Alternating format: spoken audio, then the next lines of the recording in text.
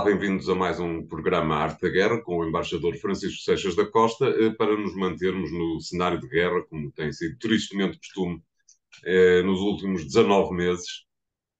Cenário de guerra, embaixador, onde no teatro de guerra, como se costuma dizer, pouca coisa parece ter acontecido, mas nos bastidores fartaram-se de acontecer coisas. Por um lado, a Ucrânia diz que está interessada em ser uma espécie de potência militar no futuro, um pouco como a Polónia também parece estar interessada. Aliás, toda a Europa parece estar interessada unilateralmente, digamos, em ser potências militares, isto é, a ideia de um exército comum parece ter ficado enterrada numa gaveta qualquer, ao mesmo tempo que, do lado lá do Atlântico, os republicanos continuam a fazer das suas relativamente à Ucrânia, não lhe pareceu? Sim, esta semana há um sinal curioso que, no fundo, vem a complementar muito daquilo que eh, tem estado nos bastidores desde há uns meses a esta parte. A Ucrânia, se nós olharmos bem no quadro europeu, é um grande país, é um imenso país, e aliás é a circunstância de ser um imenso país que a torna, digamos, um fator importante no quadro geopolítico e geoeconómico e geoestratégico global do continente. A Ucrânia, como é sabido, quer entrar para a NATO, quer entrar para a União Europeia. Nós sabemos que as reticências da entrada para a Ucrânia e para a União Europeia não são as mesmas que têm a ver com o Montenegro ou que têm a ver com a Bósnia-Herzegovina. Tem a ver, essencialmente, com a dimensão do país, a dimensão dos impactos que esse mesmo país terá como membro da União Europeia, nomeadamente na sustentabilidade de algumas das políticas, em particular a política agrícola comum. Tudo aquilo que se Como passou se vê, agora aliás, não é verdade? sobre os cereais, exatamente, tudo aquilo que se viu agora sobre os cereais faz presumir exatamente o que é o impacto de uma presença da Ucrânia num quadro europeu e, mais do que isso, sublinha que certos países que, à partida, perante aquilo que é a ameaça russa à Ucrânia, estariam disponíveis para estar ao lado da Ucrânia, de repente encontram motivos de natureza económica, nomeadamente ligados à parte agrícola, no sentido de criarem reticências a uma integração possível da Ucrânia. Mas há aqui o outro aspecto. A Ucrânia, quando vale também a pena lembrar, nós falamos muito em 1991, quando a Ucrânia se tornou independente e a ideia de que a Ucrânia passou as armas nucleares para a Rússia, como aliás tinham passado a Bielorrússia e o Cazaquistão, e isso aliás foi lembrado pelo presidente Zelensky recentemente. Falta lembrar um outro aspecto, é que nessa altura foi decidido também que a Ucrânia, e essa é uma das declarações que estão anexas a essas decisões, a Ucrânia seria neutral e não tomaria posição por qualquer dos blocos. Ora bem, houve aqui uma mudança objetiva, nós podemos depois discutir as razões da mudança objetiva da atitude russa ou não relativamente a esta matéria, à mudança de circunstâncias, por exemplo, mas tudo isto não deixa de ter a ver com aquilo que se passou após o final da Guerra Fria. A Ucrânia agora, depois deste build-up, deste crescimento de natureza militar que está a ter, e mais do que isso, e até da construção de uma indústria militar própria, que tem sido muito eficaz, nomeadamente no fabrico de drones esses que a Rússia está a pagar, digamos, em termos de efeitos, com provas muito evidentes. A Ucrânia quer se transformar, e disse-o claramente, numa espécie de grande polo de indústrias militares europeias. E está para isso a tentar convencer os vários países ocidentais, nomeadamente aqueles países de onde tem vindo a ajuda neste período, a transferirem para lá empresas para que considerem a Ucrânia uma espécie de centro de produção militar para o futuro, para o seu futuro. E fez uma reunião em Kiev, nesse sentido. E vamos lá ver o que é que a Ucrânia quererá com isto. A Ucrânia quer com isto, em primeiro lugar, encontrar, digamos, um objetivo de futuro em termos de futuro industrial no pós-conflito, mas quer também, e neste aspecto é importante, garantir que as empresas militares, que nós sabemos que neste momento são, por todo o lado, os grandes fatores de lobby junto dos próprios governos, funcionem como elemento de pressão atualmente, no atual conjuntura, ainda antes da tal montagem da grande operação, funcionem como um elemento de pressão para que os países ocidentais ajudem a Ucrânia a tornar-se autónoma, para que nessa Ucrânia autónoma essas empresas possam prosperar, sob o ponto de vista negocial. E é muito Parece-me, interessante. embaixador, uma ideia levemente extravagante, ou seja, colocar uma indústria militar na fronteira, para todos os efeitos, no país mais junto à fronteira hostil, é, do ponto de vista estratégico, uma ideia um bocadinho extravagante, não lhe parece? Mas do ponto de vista ucraniano não é, isto é, Exato, do ponto a de vista Ucrânia está à ucraniano, não é? procura, a Ucrânia está à procura de tudo aquilo que lhe possa reforçar a sua posição. E, Claro. portanto, pode ser extravagante, pode ser inexecuível, pode para já ser completamente, digamos, mirífica, tendo em conta que estamos ainda num estado de guerra, mas de certa maneira tem a sua lógica. Isto é, se a Ucrânia disser às grandes empresas europeias, nomeadamente alemãs, francesas, britânicas e naturalmente, e às empresas americanas também, venham para aqui que nós damos-vos condições excepcionais para fabricarem o vosso armamento, vale a pena sequer lembrar mesmo, com custos de produção mais baixos, provavelmente sem grandes blindagens sindicais e sociais, numa lógica, digamos, mais liberal. Vocês têm aqui um belíssimo sítio para fabricar armamento para todo mundo. E este é um sítio. E mais do que isso, até já tem aqui uma experiência ao longo destes meses todos de treino de algumas coisas e provavelmente temos aqui um know-how, e é verdade, devem ter hoje um know-how na Ucrânia e uma capacitação interessante. Resta saber, e o António tem razão, se isto é execuível em primeiro lugar, num quadro de guerra. Naturalmente é um bocadinho difícil para as empresas irem para lá agora construir qualquer coisa, na perspectiva de que a Rússia amanhã manda uma bomba sobre a fábrica que se possa construir. Portanto, Amanhã ou depois, embaixador, não é? Porque a Rússia não vai sair dali. sim, mas resta saber também, vamos lá ver, resta saber se há, em primeiro lugar, se as empresas, nomeadamente os investidores, estão disponíveis para entrar agora num cenário de grande imprevisibilidade. Claro. A prazo, agora, este pressuposto tem a ver com outra coisa, tem a ver com a vitória da Ucrânia, isto é, se a Ucrânia ganhar, muitas coisas poderão ser possíveis. Como a entrada da Ucrânia para a NATO é possível, como várias coisas são possíveis. Mas é preciso que a Ucrânia ganhe. E para que a Ucrânia ganhe, é preciso, ao contrário, que a Rússia perca. E, portanto, vamos saber se este cenário é possível ou não. Eu volto a dizer aquilo que disse há bocadinho. Na perspectiva da Ucrânia, esta montagem deste modelo tem sentido. Este é um ponto. Agora, ligando-se a isto, António, já gostava de sublinhar algo que o novo ministro da Defesa britânico disse e que tem a maior importância, mesmo que depois de ter dito isso o primeiro-ministro britânico o tenha vindo a contrariar. Ele disse que nesta fase em que estão a ser treinados soldados ucranianos no estrangeiro, e há imensos soldados ucranianos que estão a ser treinados, seja no Reino Unido, seja noutros países, com tropas NATO, talvez valesse a pena começar a treiná-los na própria Ucrânia.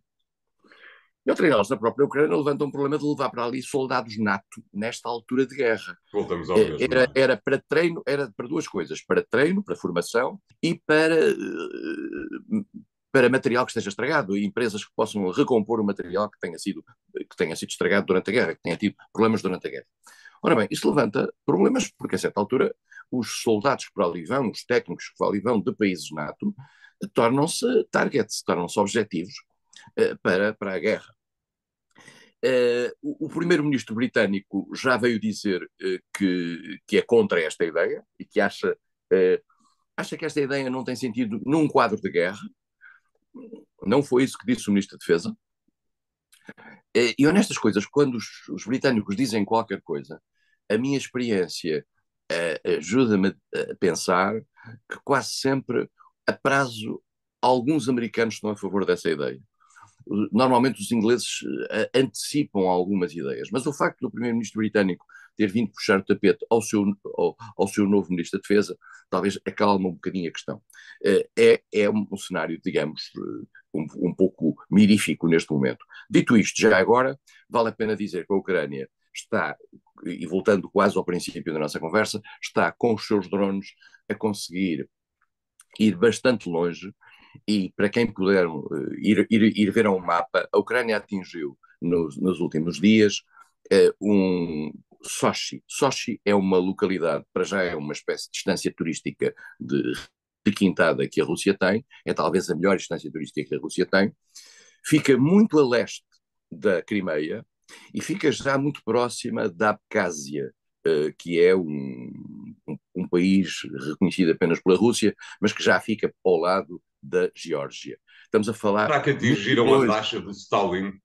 Exatamente, estamos a falar de 900 quilómetros de distância, o que significa que a capacidade dos drones criados aparentemente ou melhorados dentro da Ucrânia consegue hoje ir a muitos sítios da Rússia. O que torna manifestamente esta questão da pressão psicológica sobre a população russa e sobre a instabilidade cada vez maior. E, portanto, a Ucrânia conseguiu, digamos, nesta sua resposta à agressão russa, consegue, neste momento, digamos, tornar nervosas grandes partes da Rússia. E agora torna nervosa a parte onde os milionários russos costumam passar férias, nomeadamente um milionário chamado Vladimir Putin, que tem lá uma bela casa. Exatamente. De qualquer maneira, isso também coloca o risco, digo eu, dir-me a embaixador se considera razoável esta ideia, coloca o risco de transformar aquela espécie de lago, não é um lago, é um mar, transformar o Mar Negro num cenário de guerra, coisa que terá diversas implicações, nomeadamente a Turquia não há de achar propriamente muito interessante. Sim, mas é como aquilo, sim, mas aquilo já é Mar de Azov e prolongamento do Mar Negro. É evidente que sim, mas os alvos são civis, peço desculpa, os alvos são em terra, não têm sido alvos marítimos, alguns foram. Aliás, um dos primeiros alvos marítimos que a Ucrânia atingiu foi o Mosca, que era o navio-chefe da esquadra russa no Mediterrâneo, no Mar Negro, que tinha, em princípio, o seu centro em Sebastopol, e nós sabemos que Sebastopol tem sido atacado, e o próprio comando da esquadra do Mar Negro de Sebastopol foi atacado e aparentemente morreram lá vários oficiais. O que significa que neste momento a Ucrânia considera que tem o direito de atacar aquilo que considera ser o seu território. Primeiro no caso da Ucrânia, no caso propriamente da Crimeia. Mas agora já considera que no território russo, como resposta à agressão russa, considera que tem direito a ir a qualquer parte do território russo. O único ponto que é importante sublinhar é o seguinte: os países ocidentais têm dito à Ucrânia que esses ataques feitos em território russo não devem ser feitos com material que foi dado à Ucrânia com capacidade meramente defensiva. E por isso mesmo, diz-se, não faço ideia se isto é verdade ou não, que a Ucrânia até agora, nesses ataques que tem feito a território russo, isto é, território tido por russo internacionalmente, tem-o feito com materiais próprios e não utilizando material ocidental que lhe foi dado para defesa. Vamos ver se isto é verdade e se isto será verdade para o futuro. Muito bem. Obrigado. Vamos fazer aqui o primeiro intervalo do programa de hoje. Voltamos já de seguida com um novo tema. Até lá.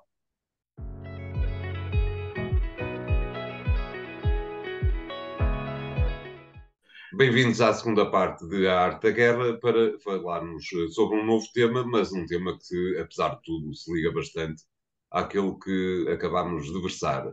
Em Eslováquia, o embaixador teve eleições, já falámos no assunto anteriormente, e como se previa, como o embaixador previu, o novo chefe do governo é alguém bastante pró-russo que acha que Zelensky não deve ser ouvido porque diz mentiras todos os dias. O novo presidente vai mudar claramente se conseguir formar uma coligação com um conjunto de partidos, porque neste momento a vida política eslovaca está bastante fragmentada. O seu partido tem 23%, creio eu, nos resultados eleitorais. Vai formar uma coligação nacionalista. Neste momento, estes países são países, para já são países jovens, vale a pena dizê-lo. No caso da Eslováquia, é um país se parte da Checoslováquia, da República Checa e da Eslováquia. E são países jovens, são países com um nacionalismo crescente e um nacionalismo afirmativo muito importante. E vale a pena lembrar, a história não passou assim há tanto tempo. Muitos desses países viveram durante muito tempo ou sob ou dentro da União Soviética, como era o caso dos países bálticos, ou sob a tutela, de certa maneira, de Moscovo, e a tutela e a ameaça de Moscovo, como foi o caso da Polónia, como foi o caso da Hungria, mas também fazia parte de toda aquela equipa, daquele conjunto de países do Comecon e do Pacto de Varsóvia. A sua independência recente, alguns já eram países antigos, mas recuperaram a sua independência.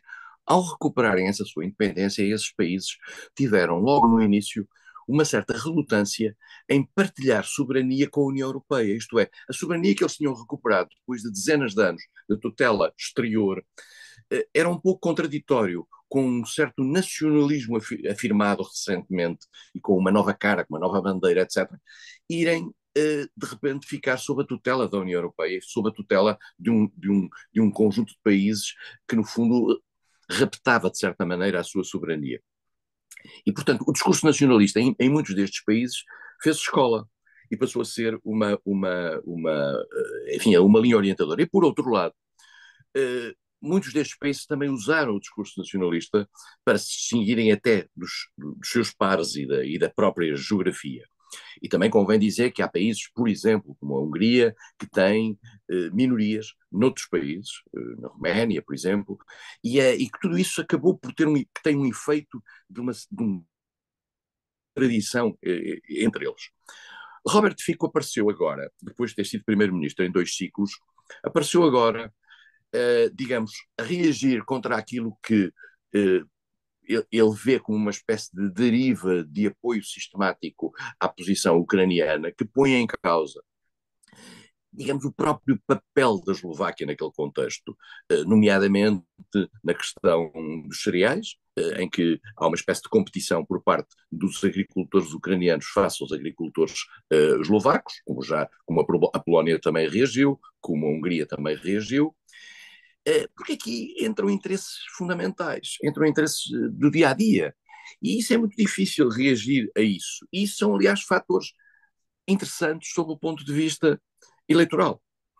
E depois, tendo em conta que os grandes partidos nesses países, que normalmente funcionavam entre 2 grandes partidos, um mais à esquerda, outro mais à direita, deixaram de representar determinados interesses minoritários, começaram a aparecer no mercado político formações políticas, formações partidárias, representando esses mesmos interesses, nichos de mercado em termos eleitorais.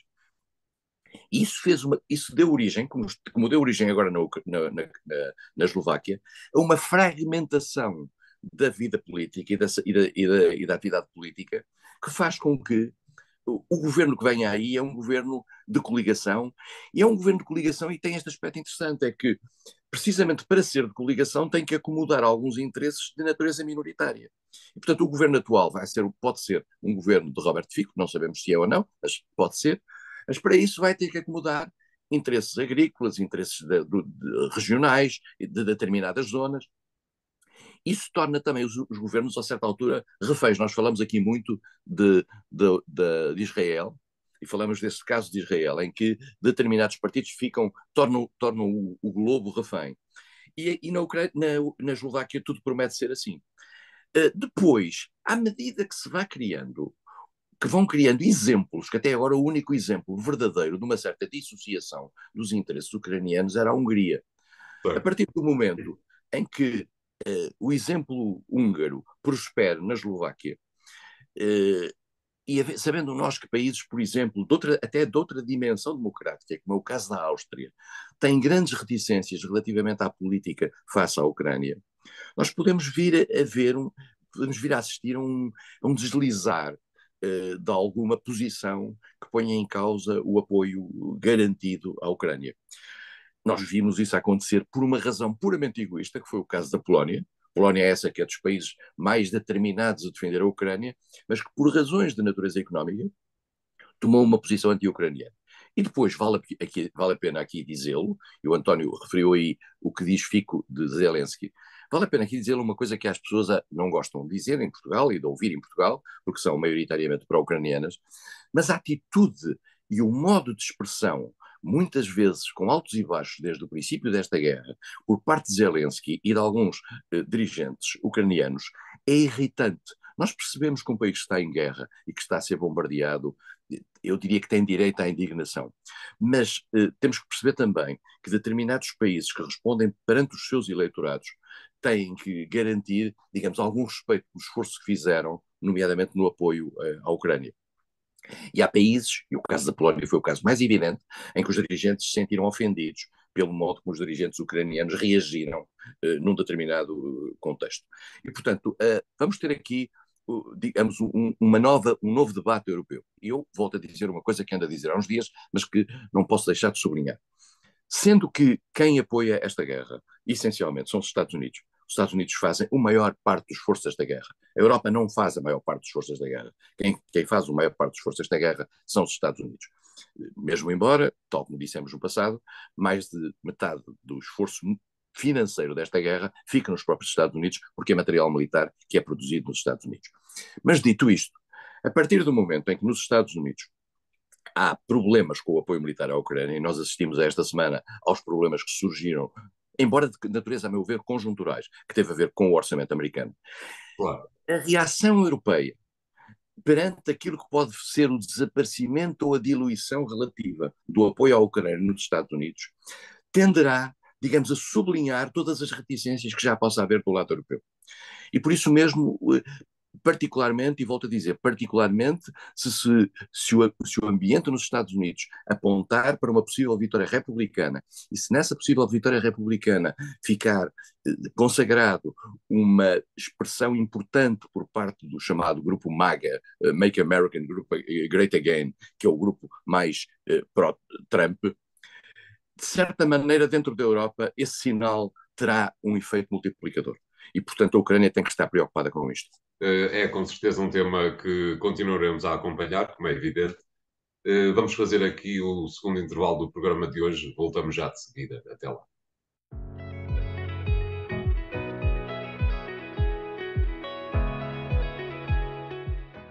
Bem-vindos à terceira parte de A Arte da Guerra, desta vez para pedirmos ao embaixador Seixas da Costa que nos ajude a perceber um fenómeno que eu diria que não é completamente inesperado, eu diria até que é bastante esperado, mas talvez não tão rapidamente. Falo daquilo que me parece que é o início de uma conversa interna no Reino Unido sobre a eventualidade de voltar à União Europeia, coisa que com certeza não está nas mãos do Reino Unido decidir, mas de qualquer maneira um debate sobre o disparate, entre aspas, que terá sido, ou mesmo sem aspas, que terá sido a saída do Reino Unido do espaço da União Europeia. Como é que tem observado o regresso desta conversa que aparentemente está nas mãos da oposição trabalhista, que tem sido a ponta de lança desta nova conversa que está a agitar internamente a política do Reino Unido. Não lhe parece, embaixador? Parece-me que isto está ligado, de facto, à expectativa de que nas eleições que inevitavelmente vão ter lugar em 2024, ou princípio de 2025, não sei exatamente a data constitucional, no Reino Unido, eleições legislativas, e que apontam neste momento para uma vitória trabalhista. Com grande escala, não é? Todas as palavras que sejam ditas pelo líder trabalhista, por Keir Starmer, estão neste momento a ser olhadas com a maior atenção. Eu devo dizer uma coisa que em matéria de eleições é sempre... Isto de contar com sapatos de fundo é sempre complicado.